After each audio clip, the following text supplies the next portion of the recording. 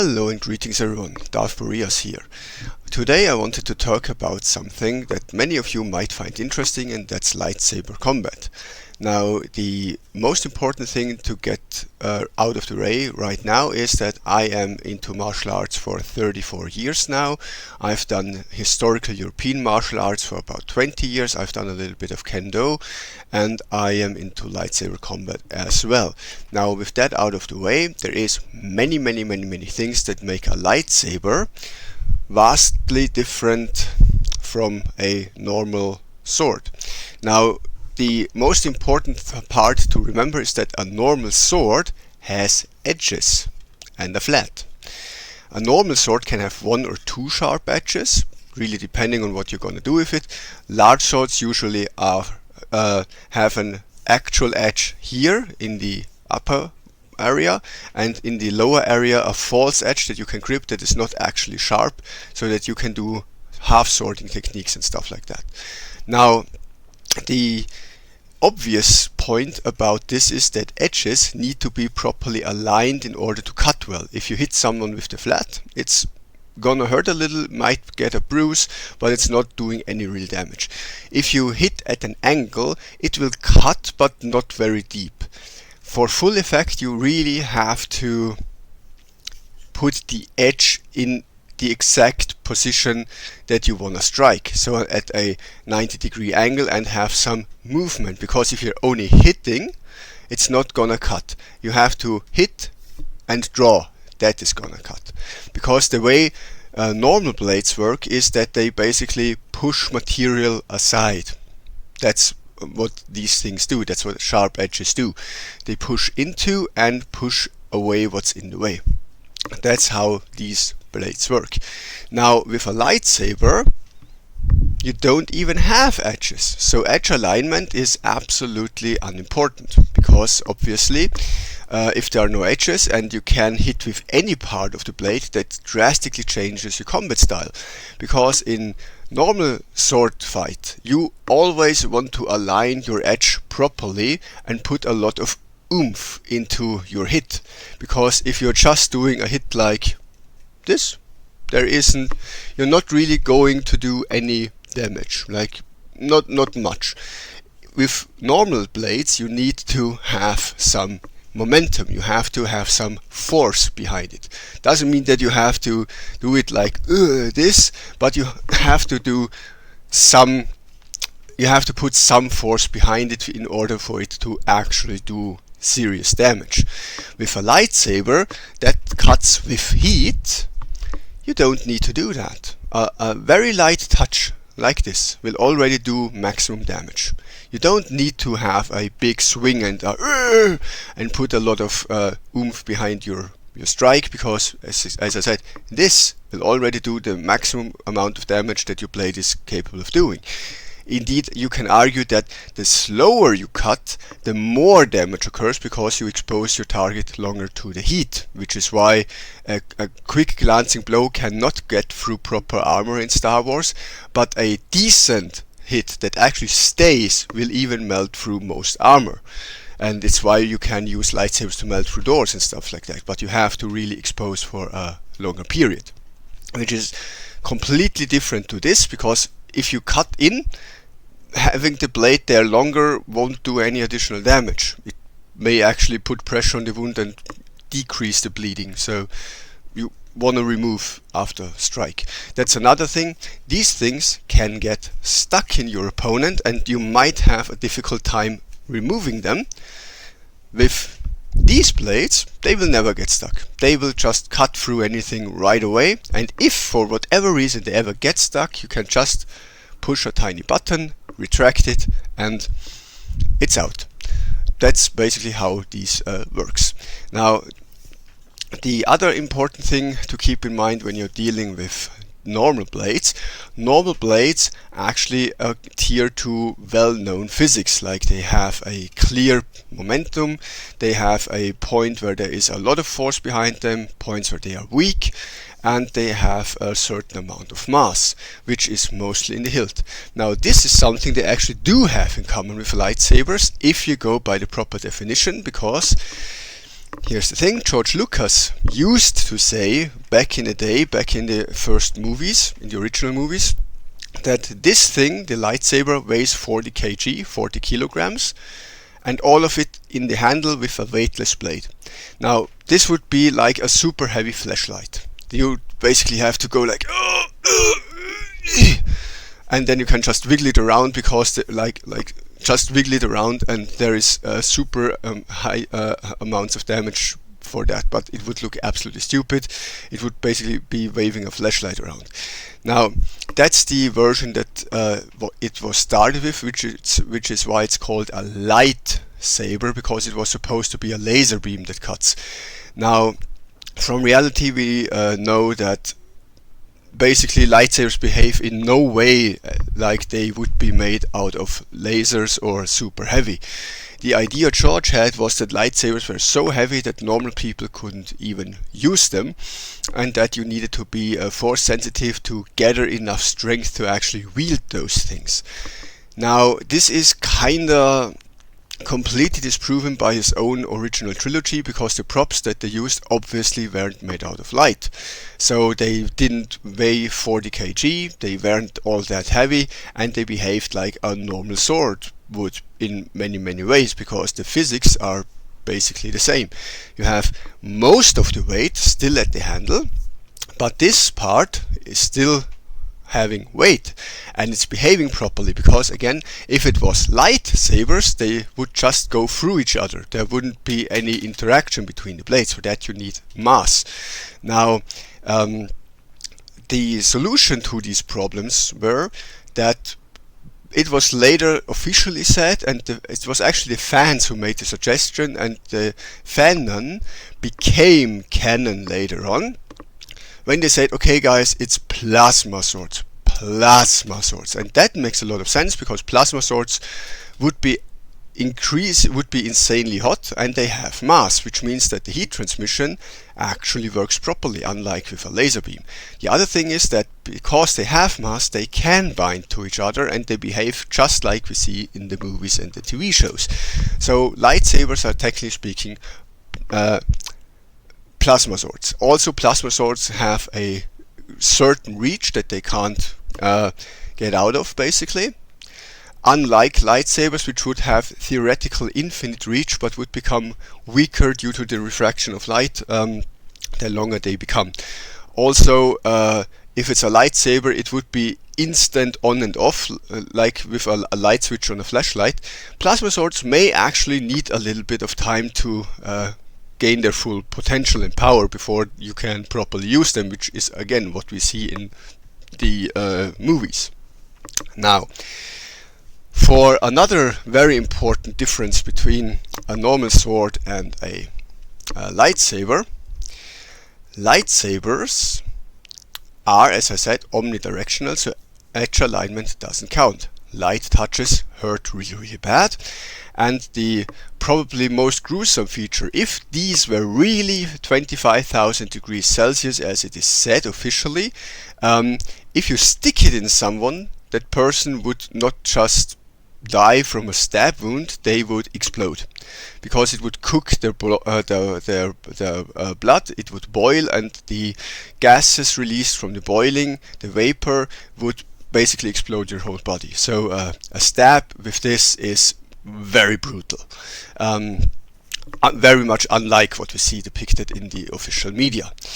Now, for cutting, if you cut something off with this, the wound is immediately cauterized, so it's not causing further damage than the initial cut. If you cut someone's hand off with this, the person is at the real risk of bleeding out. With this, not happening. So with a lightsaber, it kinda shows why it is a weapon that the Sith and the Jedi use, because for the Jedi, a lightsaber can be used to do minimal damage to get someone out of combat. Like with a lightsaber, you can literally cut off someone's hand and he's not in danger of his life. That's just a hand cut off, the combat is over, person is injured, but not dying. If you want to kill them, you stab them and they are exploding, they are definitely dead. There's no way to come back from that basically. So it can be a super offensive weapon and a more defensive weapon. The other thing is that on the sword you have these. These are actually really good at catching a blade. So it's basically hand protection. If two blades bind and interact and you slide down, it gets caught here and your hand is not cut off. With a lightsaber, same thing happening. Oops, there's your fingers, there goes your hand. That's what would happen with a lightsaber. However, it was also said that lightsabers actually bind in a way that is not like normal blades would, because normal blades can sometimes bite into each other, but plasma swords always do, which means the moment they hit each other, they get stuck in this position. They can't slide up and down because there's too much friction. So they are stuck in that position until you pull them apart again, which is also a neat little thing, because that means you don't need that much hand protection because it can't slide down. Now, hand protection is still a good idea because in combat with swords, your hands are the most exposed part of the entire body, and a strike to the hand can finish the fight pretty easily, because if you can't hold your sword anymore, you're kinda done. So hand protection would be cool. Now there's many ways fans have proposed that you can actually do proper hand protection on a lightsaber. One of which is just having a standard hilt made out of Beskar or other lightsaber resistant material, which would work perfectly fine, but it wouldn't do the job that those cross guards are usually intended to do, because usually they're intended to catch a blade. If it's made of Beskar or similar lightsaber resistant material, again, resistant doesn't mean immune, so over time with increased exposure it will still cut through. So it wouldn't be for catching. You'd basically need something around the hand, like you have with certain sabers, to prevent strikes to your hand. Now, the idea of hand protection is good. The problem is that with lightsabers you don't want that, because with lightsabers you sometimes need to grip them with both hands. You sometimes need to change your grip. If you have one of these that you can make into a double saber like this, and you need to handle it like this and do movements like, you know, twirling and stuff like that. It's a little bit there isn't too much space to move here, especially with the cord of my mic, but you get the general idea. I need to be able to slide my hand up and down and do things, and any kind of guard would be in the way of that.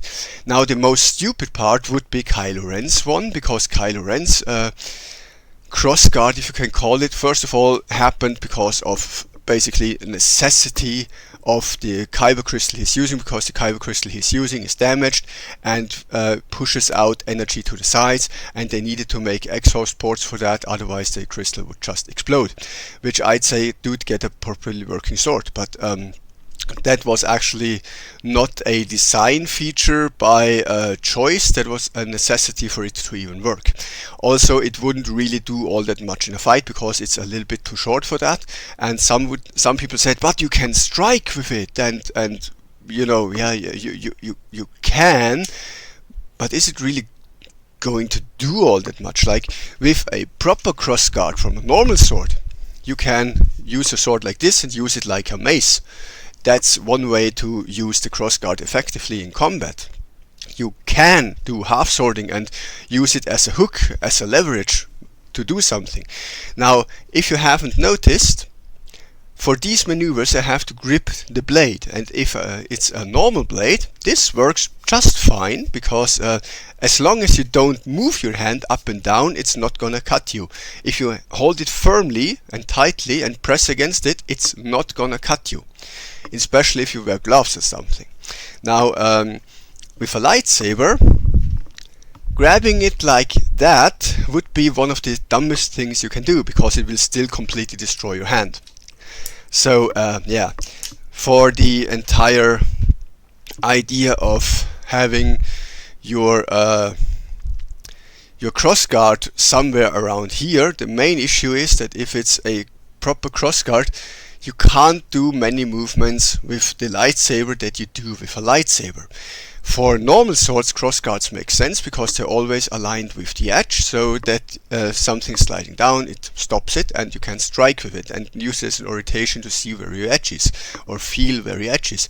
This doesn't have an edge, it can't be aligned with an edge, and it doesn't help you to feel any direction on this. So this design is actually pretty good as it is.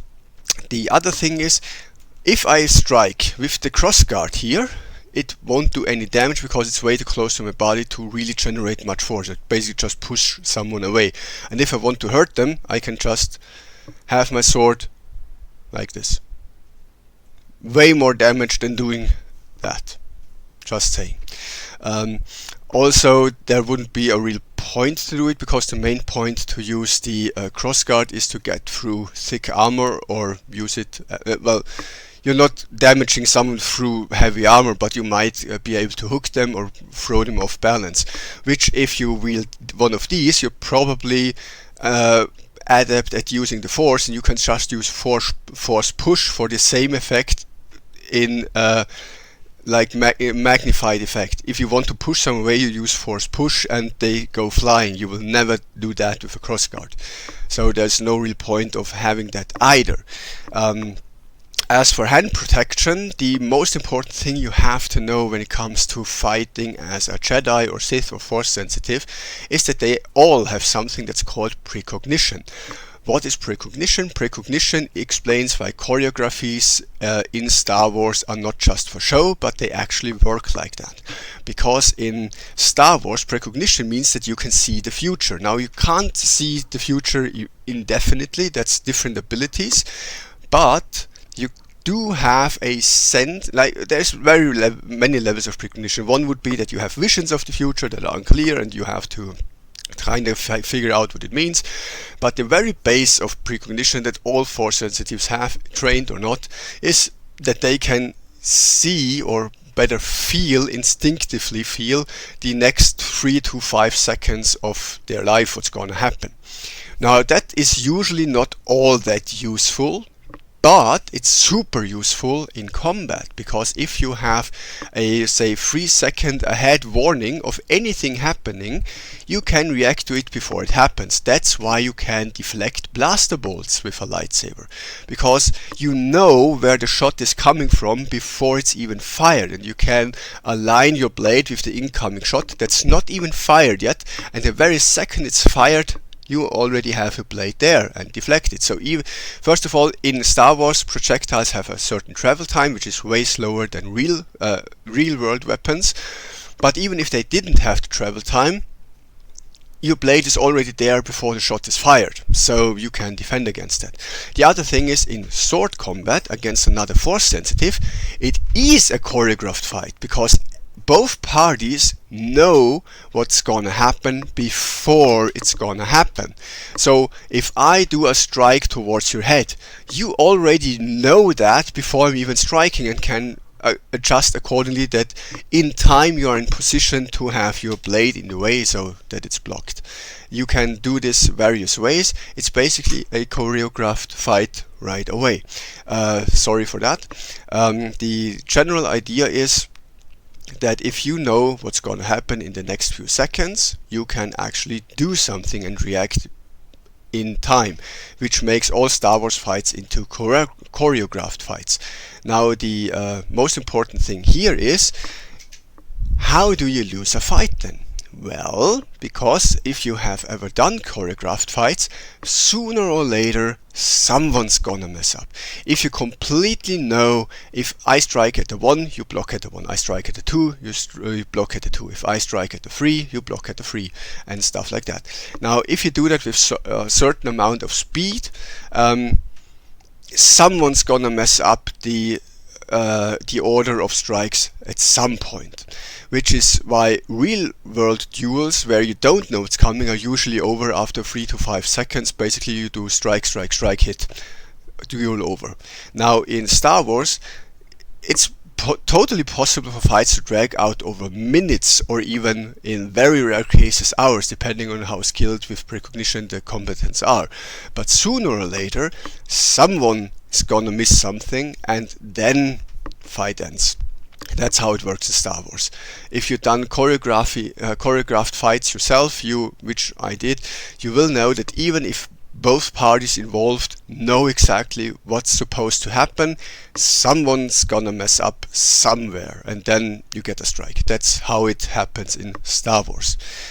Now, for the blades and the rest of it, important thing here, you could in theory strike with the hilt, you could strike with the not really existent pommel, because pommels are usually there to balance the blade, but with lightsabers, since it's a plasma blade, the blade isn't all that heavy, so you don't really need a pommel. And also striking with a pommel like this, again, in real life had the main use to disorient your opponent, or with some luck even knock them out. If you were using a lightsaber like that, I'd say you still can, but again, you're a force user, you probably can just force throw, telekinetically use rocks to throw at them, which would be way more effective than striking with a pommel. Now, I think this video is going on long enough, so I will just leave it at the differences between lightsaber blades and real blades and go into the details in a different video. Now, for the actual combat, which is may also be somewhat important, lightsabers can go out.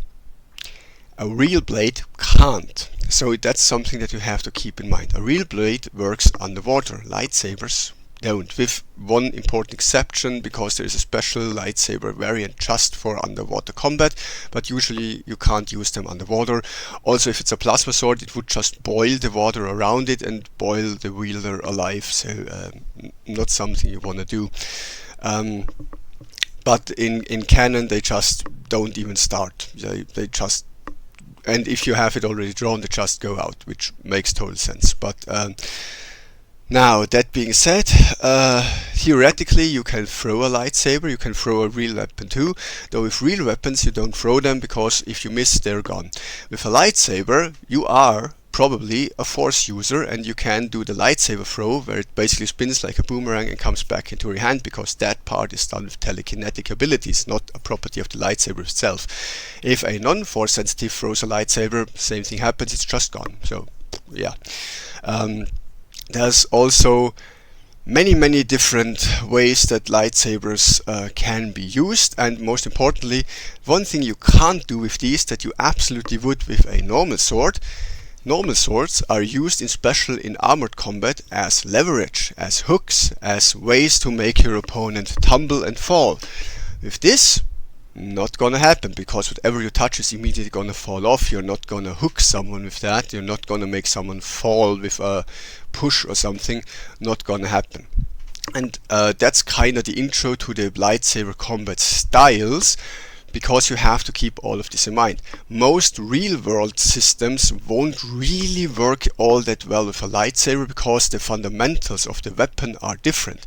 It's like trying to use a textbook on how to use a Dane axe, like the big two-handed axes, with a foil, with a rapier or something like that. It's not gonna translate all that well. You can try to imitate some of the things, but ultimately it's not really gonna work. So with lightsabers, we have to keep in mind that these are not normal blades, which is also why, by the way, the Darksaber is such a stupid design, because it takes away many advantages that lightsabers have and makes it an edged weapon, which is a big downgrade, because not having to care about edge alignment is a major thing in sword fighting. If swords were omnidirectional, it would be so much easier to cut through all kinds of things, and all the crazy kendo things where people cut with katanas through rope and tatami mats and stuff like that. It would be absolutely no effort for an absolute beginner to do this with an omnidirectional blade. You basically just whack the thing and it's a clean cut. You don't have to align and aim and whatever, you just do and it's cut. So yeah, that's about that. Now I will split this in multiple parts, I think, because I've gone on long enough. With that said, I hope you enjoyed this. There's more to come. Have a wonderful day and may the force be with you.